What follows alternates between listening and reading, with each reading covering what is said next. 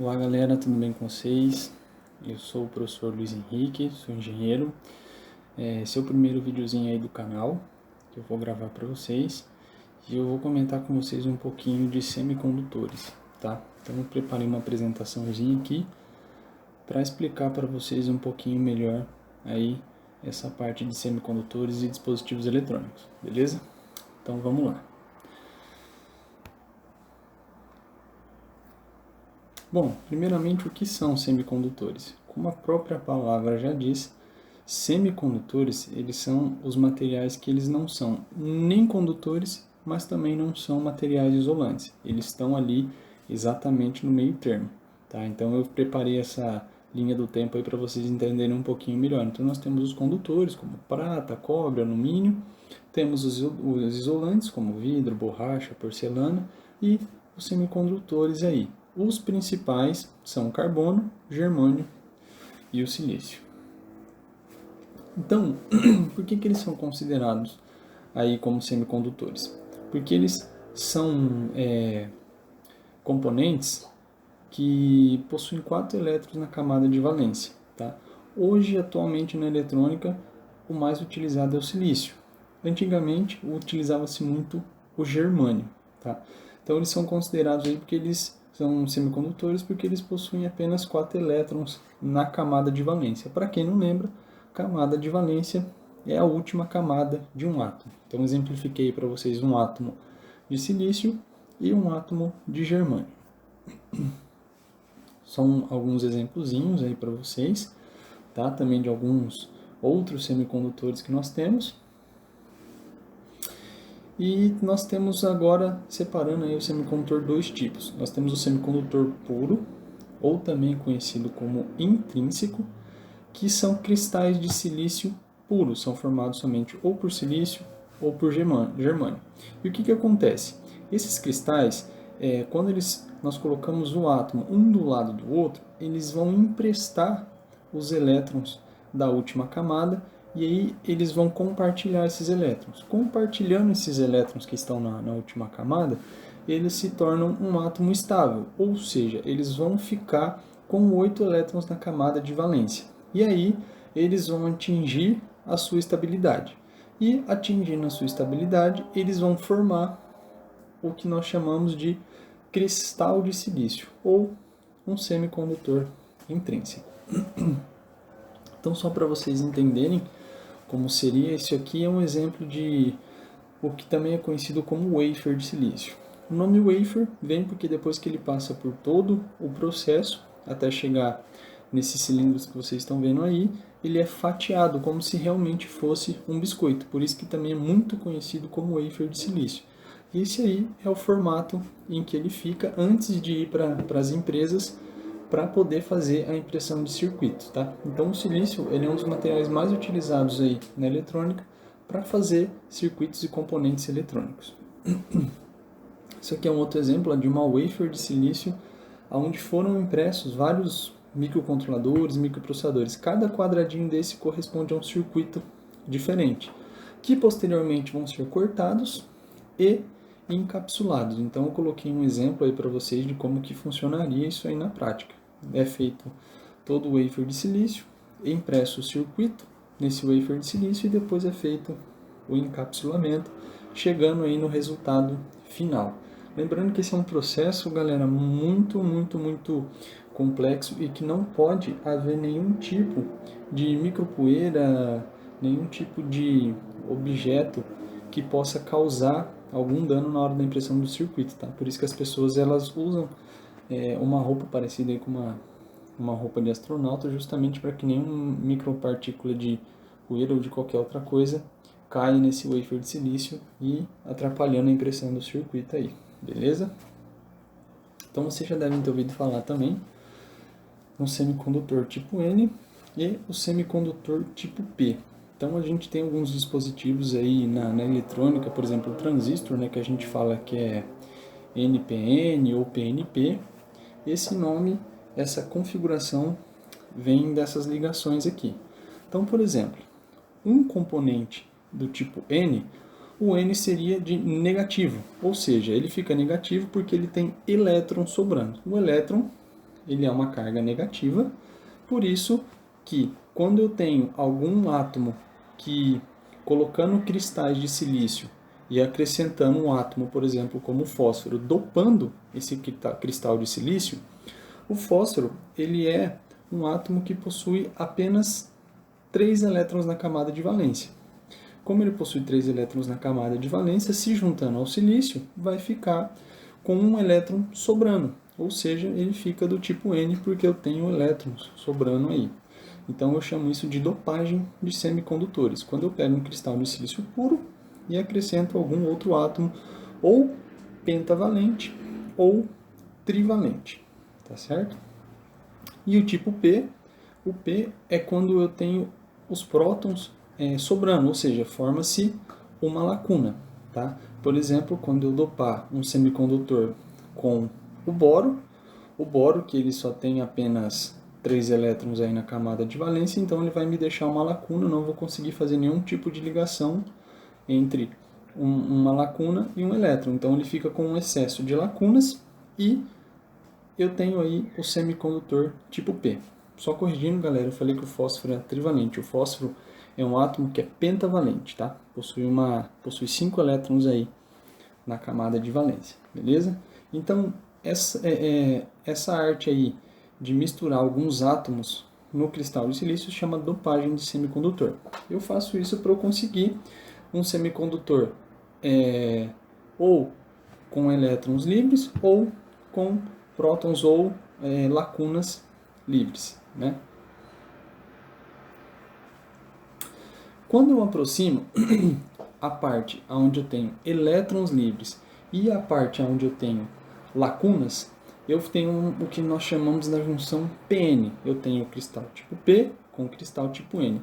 Se eu aproximar essas duas junções, o cristal tipo P do tipo N, próximo dessa divisa aí, os elétrons que estão livres, no tipo N, eles vão ser atraídos pelas lacunas e vão começar a preencher esse espaço, próximos dessa divisão. Ou seja, os elétrons livres que estão mais próximos aí dessa divisão entre o cristal tipo P e o cristal tipo N, eles são atraídos pelas lacunas, preenchem, e aí, nesse caso, eu tenho a formação de um dos primeiros dispositivos eletrônicos, que é o que nós chamamos de diodo.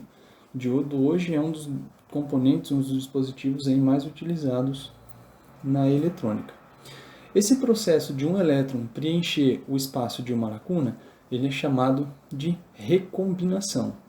Então é quando nós colocamos a junção P junto com a junção N, os elétrons preenchem essa lacuna e eles acabam se recombinando, dando origem a o que nós chamamos de diodo. Tá?